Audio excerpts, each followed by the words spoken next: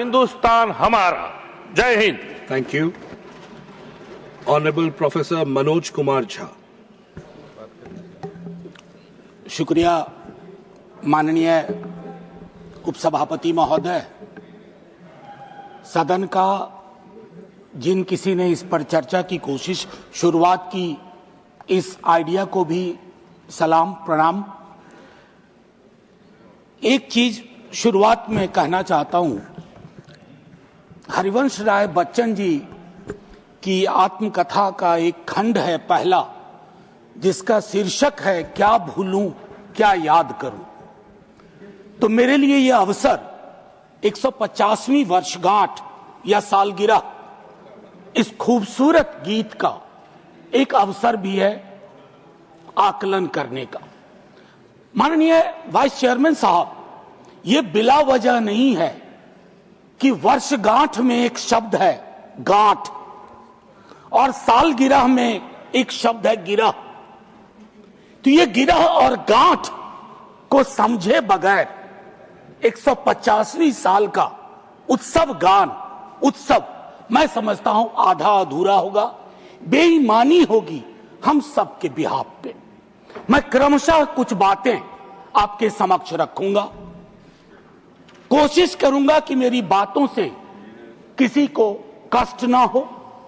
इसलिए नहीं कि मेरे पास कष्ट पहुंचाने का कारण नहीं है, बल्कि इसलिए कि कष्ट पहुंचाने में ही इस देश की ऊर्जा जा रही है। जिन ओहदेदारों को मलहम लगाना चाहिए वो नमक की बोरी लेके जख्मों पे छिड़कते हैं। तो इस परिपाटी को बंद करने की चेष्टा होनी चाहिए। मुझे स्मरण है कि कई साथियों से जब बात होती है, सत्ता पक्ष के भी हैं, वो भी ऐसा ही विचार रखते हैं।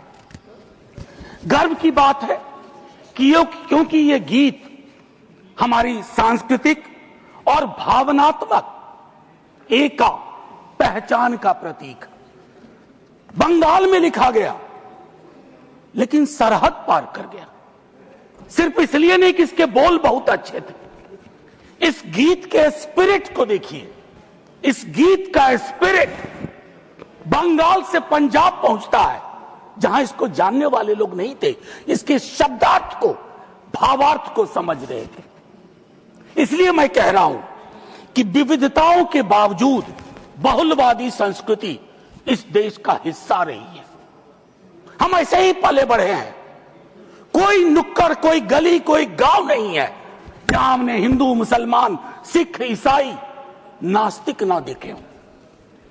आजादी की लड़ाई में सबका योगदान, हिंदू, मुसलमान, सिख, ईसाई और नास्तिक भी।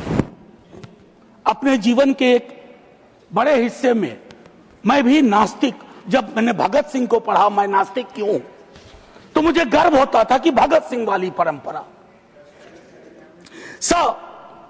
एक चीज मैं इससे पहले कि कहूं, एक महत्वपूर्ण चीज कहना चाहता हूं। मैं इस सदन में जितनी बार बोला हूं, नेहरू जी जरूर यहां चर्चा में आते हैं। जवाहरलाल नेहरू।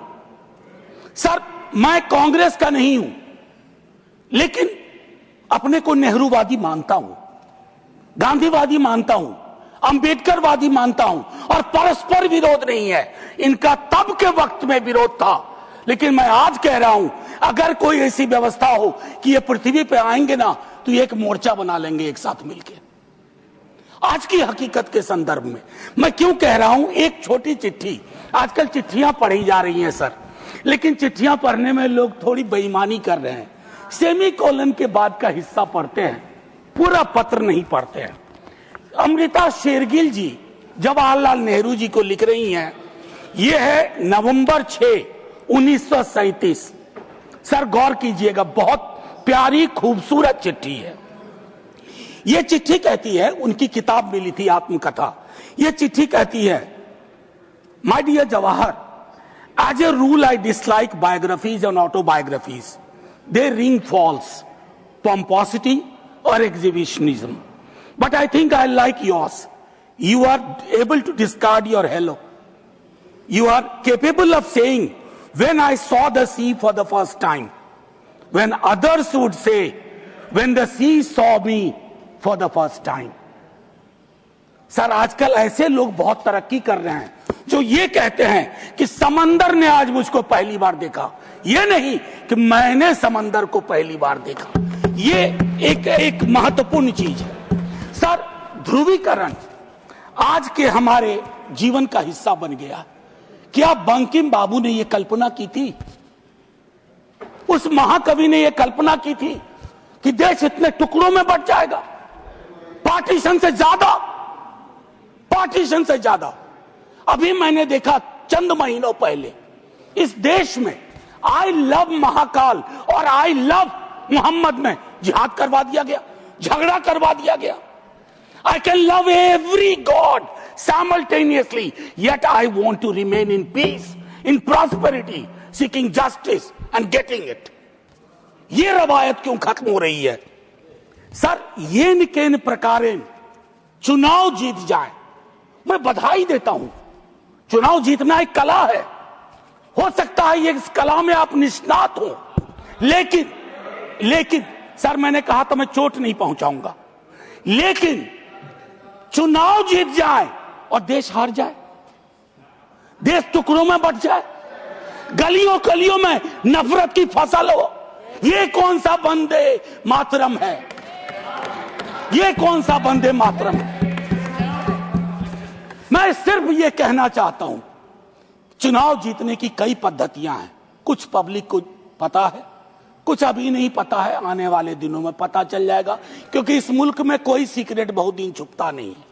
लेकिन एक चीज जो सबके सामने उजागर है कि आप चुनाव के वक्त, चुनाव से पूर्व, चुनाव के दौरान आप किस प्रकार की जुबान बोल रहे हैं। सर मैं जानता हूं जब तमाम हमारे सीनियर साथी लोग, मंत्री लोग एक दिन तो पब्लिक लाइफ छोड़ के जाएंगे, मैं भी जाऊंगा छोड़ के सर, मैं भी छोड़ के जाऊंगा, लेकिन मूल्यांकन करूंगा मेरी बातों ने कितनों को चोट पहुंचाई है, कितने घर में दीवारें खड़ी कर दी, कितने गांव में तकसीम जैसे हालात कर दिए। मैं वंदे मातरम के माध्यम से कश्मीर पे बोलूंगा, शाम में मेरी ट्रोलिंग हो जाएगी, मैं नहीं बोलूं क्या? चुप हो जाऊं भय से, डर से? सर 1 मिनट का वक्त दीजिए, मैं ज्यादा वक्त, मेरे दूसरे स्पीकर हैं वो बोलेंगे, बस उसको 1 मिनट का वक्त दीजिए। मेरी बातें अधूरी रह गई हैं, लेकिन ऐसे अवसरों पर अक्सर होता है। सालगिरह जरूर मनाएं, गिरह का ध्यान रखें, वर्षगांठ जरूर मनाएं, गांठों का ध्यान रखें, और अगर वो न कर पाए तो इतना जरूर करें, इन महापुरुषों को, इनकी रचना को अपनी राजनीति का अवसर न बनाए, औजार न बनाए। और एक आखिरी टिप्पणी करूंगा, पहले भी कह चुका हूं सर, इस सदन में पक्ष विपक्ष दोनों तरफ महापुरुषों को याद करने वाले लोग हैं। सर 30 सेकंड और दे दीजिए, न जाने उस कुर्सी में क्या है जो बैठता है, जो बैठते हैं। सर बस 30 सेकंड दे दीजिए, मैं 30 सेकंड मांग रहा हूं। प्लीज मैं सिर्फ इतना कहना चाहता हूं, मैंने पहले भी कहा, प्रधानमंत्री जी को एक्चुअली बीजेपी के लोगों को नेहरू का धन्यवाद करना चाहिए। वो पॉलिटिकल लाइफ जैकेट की तरह इस्तेमाल किए जाते हैं। Nehru ji political life jacket. इसलिए कल सदन में एक नेता ने कहा, मैं आज यहां दोहराता हूं, एक दिन तय करिए और तय करिए कि मुकदमा हो। आप भी जिरह करिए, हम भी जिरह करें। मैं इतिहास का छात्र हूं, दिल्ली आया था एमए हिस्ट्री करने, धारा थोड़ी बदल गई, लेकिन आज भी इतिहास को संदर्भ में देखता हूं। 1937, 1905, 1915 की बातें पढ़ूंगा तो पूरा पैराग्राफ पढ़ूंगा, सेमीकोलन के बाद नहीं पढ़ूंगा। और मेरा इतिहास बोध 14 से पहले का है, 14 के बाद का नहीं है। जय हिंद, वंदे वंदे। Thank you. Doctor M Thambidurai ji.